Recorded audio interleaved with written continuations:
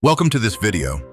Let us embark on a journey about the final stage of the great controversy between Christ and Satan.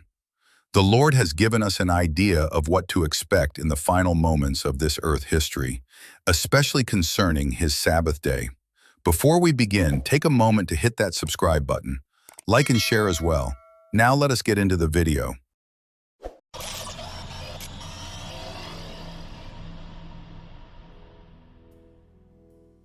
Have you ever wondered why some people push so hard for Sunday laws? Let's dive into the arguments used by Sunday law advocates and take a balanced look at what's really going on. It often starts with a simple observation: the world seems to be getting worse. Disasters, crime, corruption, they're everywhere. But some influential voices claim there's a reason for all this chaos. Supposedly it's because people aren't keeping Sunday holy. According to them, breaking the Christian Sabbath is the root cause of society's problems. And it's not just a casual opinion. They say that if we all observe Sunday, things would get better. Less corruption, stronger morals, even fewer disasters. Some people honestly believe that making Sunday observance a law would basically fix society's biggest issues. That's a pretty big claim, don't you think? But here's where it gets more complicated. This argument is especially common in America.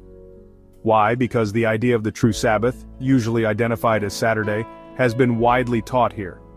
Yet Sunday law advocates insist that enforcing rest on Sunday is the key to turning things around. So what happens next? Well, history shows that when people believe a law can solve moral decline, they often act on it. Some religious leaders and lawmakers point to natural disasters and social unrest, saying they're punishments for ignoring Sunday. Their solution? Pass laws to force Sunday observance. But there's a deeper layer. Some see these pushes for Sunday laws as more than just a religious movement. They point to the growing connection between certain Protestant groups and the Roman Catholic Church. The claim is that Protestantism, which once stood apart, is now joining hands with Catholicism, not because Rome has changed, but because Protestantism is willing to adapt. This union, some say, creates a powerful alliance. And it's not just about religion. When church and state join forces, especially to enforce religious observance, history tells us things can get messy.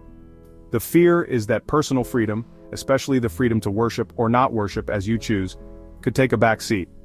Advocates for Sunday laws often argue that these rules will uplift society. But critics warn about what happens when the government gets involved in religious matters. It's not just about which day you rest. It's about who gets to decide your beliefs, and how far they'll go to make sure you comply. So, where do I land? Honestly, it's complicated. The idea that one law could fix society's problems might sound appealing, but history, and a closer look at these arguments, reminds me to be cautious. Pushing for laws that enforce religious practices can lead to unintended consequences. At the end of the day, it's important to think critically about the arguments for Sunday laws, and to remember the value of both religious freedom and personal responsibility.